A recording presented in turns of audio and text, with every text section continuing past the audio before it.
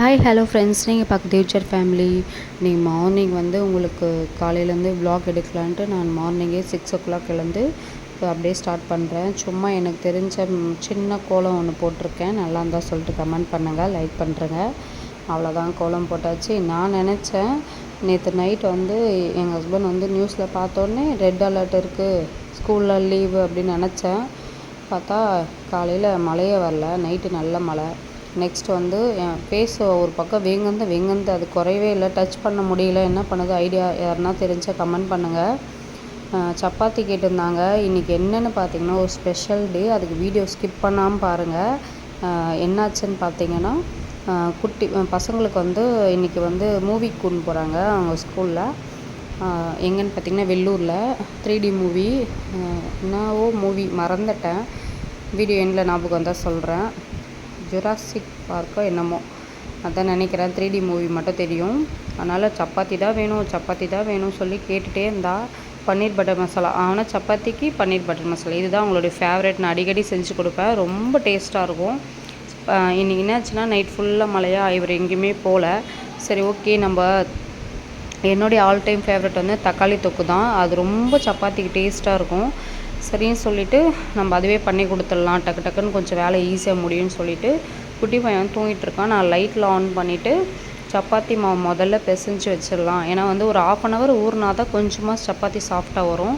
உங்களுக்கு ஒரு மெத்தட் சொல்கிறேன். 1/2 hour தான் இருக்குது டைமு, நம்ம குக்கிங் ஸ்டார்ட் பண்ணணும். சப்பாத்தியும் சாஃப்டாக வரணும்னா நீங்கள் வந்து ஹாட் வாட்டர் மிக்ஸ் பண்ணிக்கோங்க.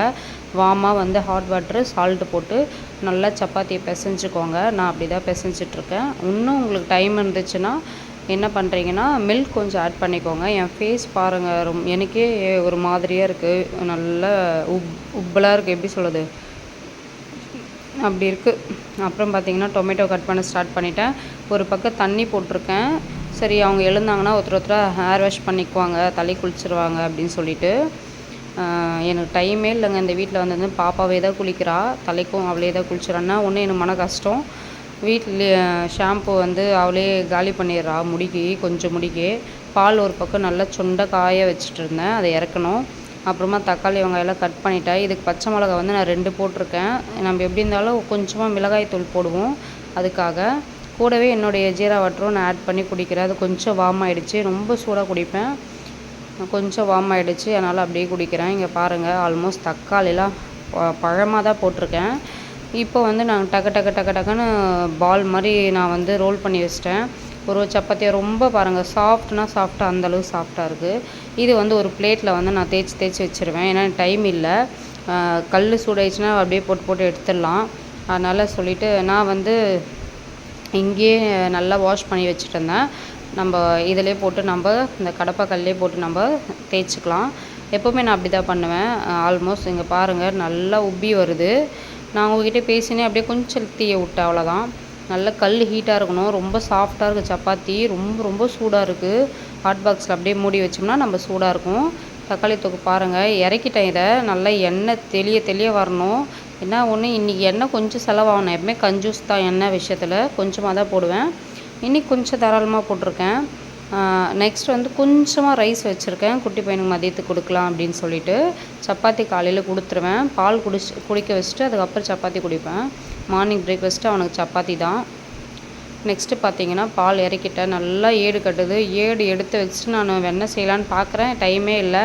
ஃப்ரெஷ்ஷாக காலையில் ஒரு குடம் தண்ணி எடுத்துகிட்டு வந்தார், தக்காளியும் வாங்கிட்டு வந்தார். கொஞ்சம் முன்னாடியே வாங்கிட்டு வந்தால் இன்னும் தாராளமாக செஞ்சுருக்கலாம். ஓகே, அவங்களுக்கு ஓகே. எனக்கு கோல்டு ஆனால ஒரு பக்கம் ஸ்வெட்டிங் ஆனப்படியே இருக்குது.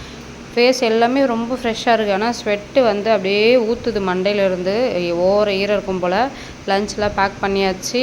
ஸ்நாக்ஸ் வந்து ஸ்கூல்லே ப்ரொவைட் பண்ணுவாங்க, நம்ம அதுக்கும் சேர்த்து தான் ஃபீஸ் பே பண்ணியிருக்கோம். அதனால் நம்ம லஞ்ச் மட்டும் கொடுத்து பாப்பா ஹேர் வாஷ் பண்ணி ரெடி ஆகிட்டாங்க. பாருங்கள், அந்த முடிக்கு ஒரு ஷாம்பு பார்த்திங்கன்னா பயங்கரமாக யூஸ் பண்ணுறாங்க. எல்லாருமே மில்க் வந்து காலையில் குடிச்சிட்டாங்க, வேறு எதுவும் வேணான்னு ரொம்ப கம்பல் பண்ணிட்டாங்க. சரின்னு குட்டி பையனும் குடிச்சிட்டான். அவங்க போயிட்டு பிறகு உள்ளே வந்து பாருங்கள் வீடு எப்படி இருக்குதுன்னு சொல்லிட்டு நீங்களே பாருங்கள். அப்பாடா நான் அப்படின்னு உட்காரலான்னு பார்க்குறேன், என்னால் ஐயோ அதுக்கு அடுத்த தொடர்ந்து வேலை இருந்துகிட்டே இருக்கே அப்படின்னு சொல்லிட்டு என்ன பண்ணுறது ஒன்றும் புரியலை. ஃபோன் இவன் வேறு டிஸ்டர்ப் பண்ணிகிட்டே இருந்தான். குட்டி பையனுக்கு வந்து தண்ணி அப்பே காய வச்சிட்டேன், இப்போ போய் ஊற்றணும்.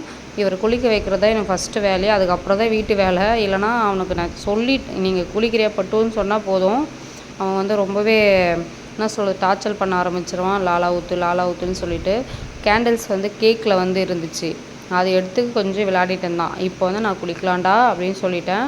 அவன் என்ன பண்ணுறான், எடுத்துன்னு போயிட்டு எங்கே இருந்துச்சோ அங்கேயே வச்சுட்டு வா குளிக்கலாம் வா குளிக்கலாம் அப்படின்னு சொல்லிட்டு நான் சொல்லிகிட்டே இருந்தான். நானும் டைவர்ட் பண்ணேன், இது என்னது அது என்னதுன்னு சொல்லிட்டு.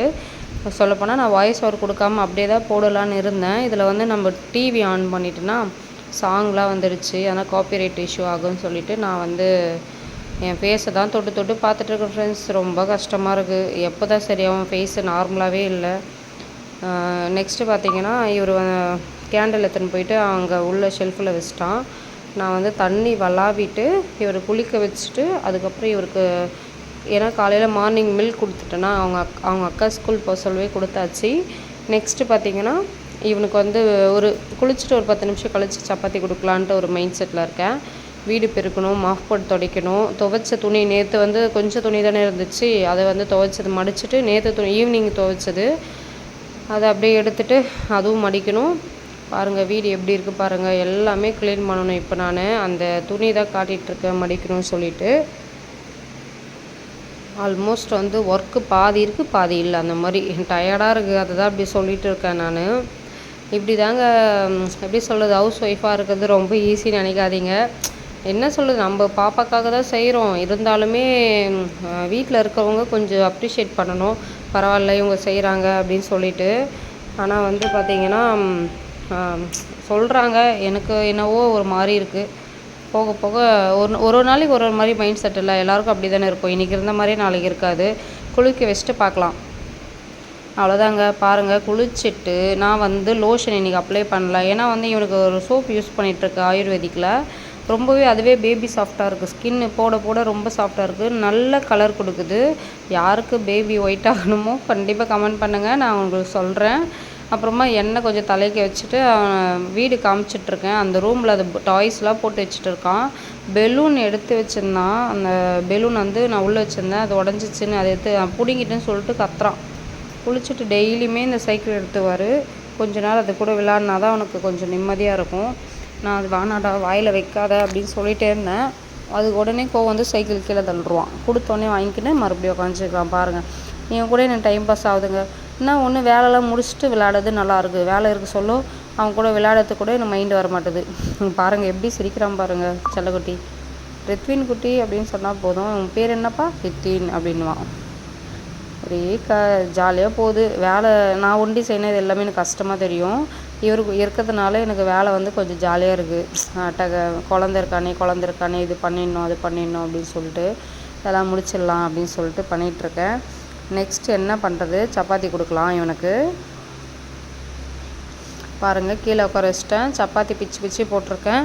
இதை வந்து அப்படி நான் வந்து ஃபேஸுக்கு அதுக்குள்ளேயும் வீடியோ எடுக்க முடியலைங்க, ஏன்னா ஃபோன் அவன் வச்சுட்டு இருந்தான். என் ஃபேஸ்க்கு வந்து ஆயில் அப்ளை பண்ணியிருக்கேன்.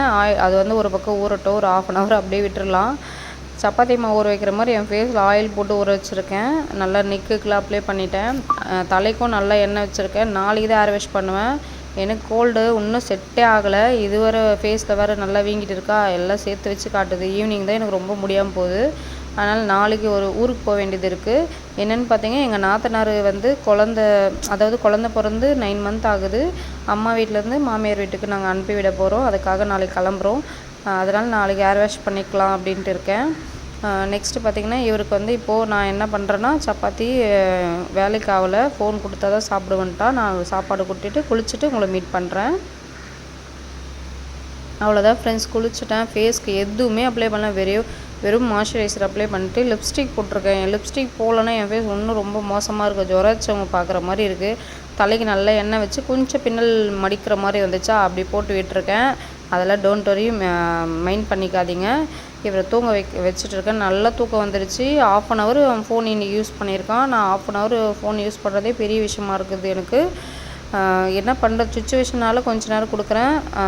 சப்பாத்தி வந்து நல்லா சாப்பிட்டாரு. சாப்பிட்டுட்டு தூங்க வச்சிட்டேன். இப்போது தூக்கம் பயங்கரமாக வந்துட்டுருக்கு. ஆல்மோஸ்ட் நான் ஆட்டிகிட்டே அவன் பாதி தூங்கிட்டான். இன்றைக்கி டே வந்து எனக்கு இப்படி தான் போச்சு. ரொம்ப கஷ்டமாக தான் இருந்துச்சு. பார்க்கல விடுங்க.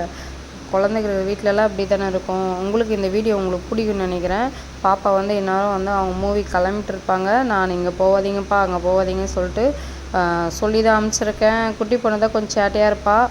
உங்களுக்கே தெரியும் அந்த வீடியோ பார்த்துருந்தாவே. ரிஷிகா வந்து ரொம்ப சேட்டை தான். ரியா வந்து குட் கேர்ளாக இருப்பாங்க. அதனால் வந்து சொல்லி இந்த மாதிரிலாம் இருமா அப்படி இருமா அப்படின்னு சொல்லியிருக்கோம். நானும் சொல்லியிருக்கேன், இவரும் சொல்லியிருக்காரு. இப்படி தாங்க டே போயிருக்கு. இதுக்கப்புறம் வந்து நெக்ஸ்ட்டு வீடியோ வந்து பார்க்கலாம். மறக்காமல் சேனலை சப்ஸ்கிரைப் பண்ணிக்கோங்க. பக்கத்தில் பெல் ஐக்கானை கிளிக் பண்ணி தொடர்ந்து வீடியோஸ் பார்த்துட்டு வாங்க. நெக்ஸ்ட் வந்து ஷார்ட் வீடியோவில் இன்றைக்கி என்ன லஞ்சு சொல்லிட்டு பார்க்கலாம். நேற்று வந்து சாதம் இருந்துச்சுல்ல, அதை புளி ஊற்றி பிசைஞ்சு வச்சுருந்தேன். அதை தாளித்து வச்சுருக்கேன். எனக்கு ரொம்ப ஃபேவரட் அது. அதுதான் நான் லஞ்சுக்கு எடுத்துக்க போகிறேன். மறக்காமல் ஷார்ட் வீடியோ செக் பண்ணி பாருங்கள். அது கூடவே முடிஞ்சால் எக்கு சாப்பிடுவேன், இல்லைனா அதுவும் விட்டுருவேன். புளியோதரை என்னோடய ஃபேவரட். அதை ஷார்ட் வீடியோ செக் பண்ணிட்டு எப்படி இருக்குன்னு சொல்லிட்டு கமெண்ட் பண்ணுங்கள்.